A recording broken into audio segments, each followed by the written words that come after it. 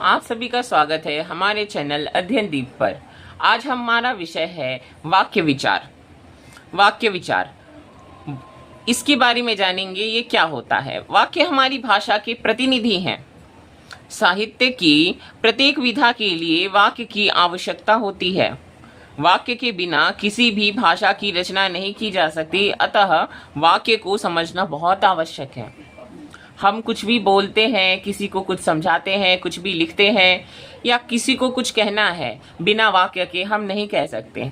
अगर ऐसा है तो अगर हम छोटे छोटे शब्दों का प्रयोग करें, एक एक शब्द का प्रयोग करें, तो हम किसी से कुछ ना बात कर पाएंगे, ना उनके बात को समझ पाएंगे, ना हम खुद समझा पाएंगे।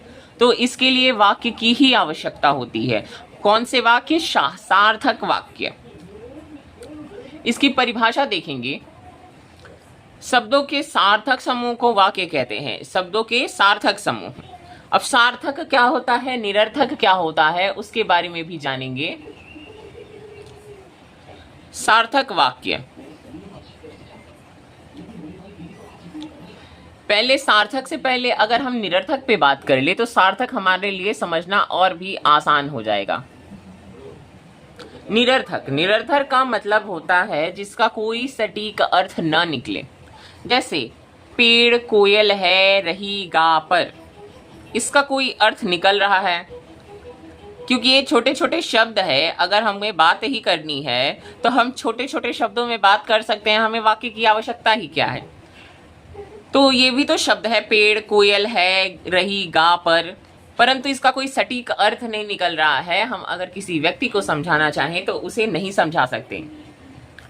तो सार्थक क्या होगा? सार्थक जिसे हम सार्थक कहते हैं वो क्या होगा? पेड़ पर कोयल गा रही है, यह कहते ही किसी भी व्यक्ति को आपकी बात अच्छी से समझ में आ जाएगी, तो इसे सार्थक कहते हैं। ये निरर्थक है, जिसका कोई अर्थ नहीं है वो निरर्थक है, जिसका अर्थ निकले वो सार्थक है।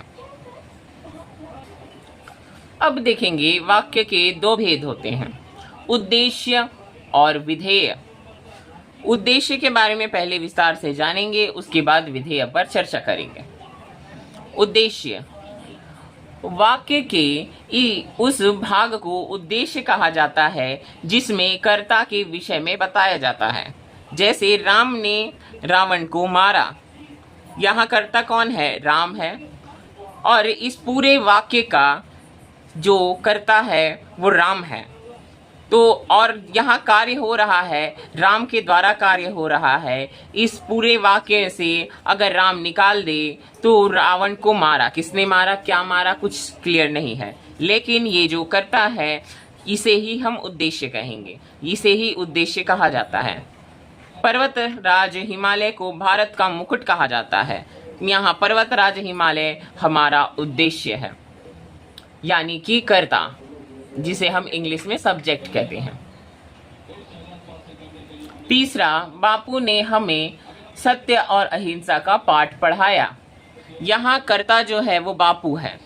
तो देखा जाए तो मुख्य रूप से कहा जा सकता है कि उद्देश्य को कर्ता कहते हैं और कर्ता को उद्देश्य कहते हैं, दोनों ही समान है। अगर विधेय के बारे में देखें तो विधेय क्या होता है? वाक्य में उद्देश्य के विषय में जो कुछ कहा जाए उसे विधेय कहा जाता है। विधेय में कर्म, क्रिया आदि सम्मिलित रहते हैं। अगर समझने के अर्थ में कहा जाए तो कर्ता को छोड़कर, सब्जेक्ट को छोड़कर वाक्य में जो कुछ भी है वह केवल विधेय बचता है। जैसे यहाँ पे कुछ वाक्यों के उदाहरण दिए हुए हैं, आप इससे समझ सकते हैं। यहाँ राम अपने कमरे में सो रहा है, यहाँ राम उद्देश्य है। इसके अलावा बाकी सभी क्या है? विधेय है।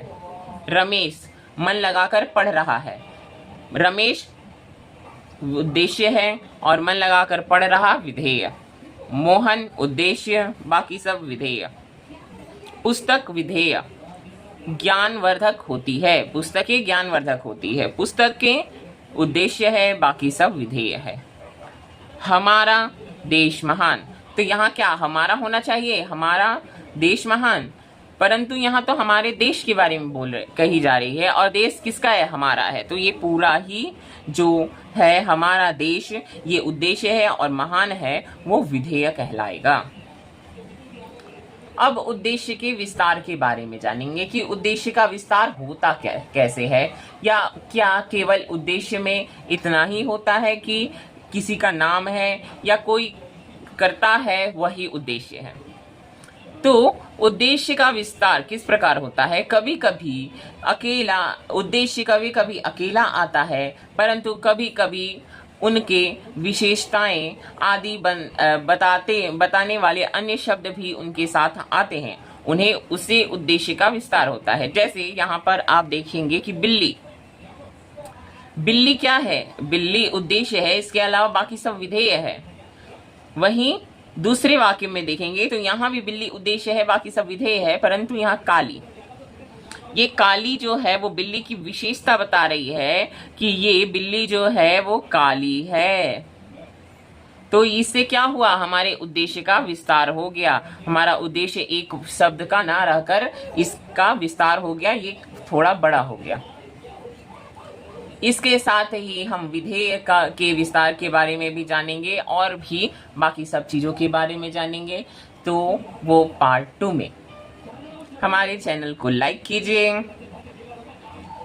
फॉलो कीजिए, सब्सक्राइब कीजिए।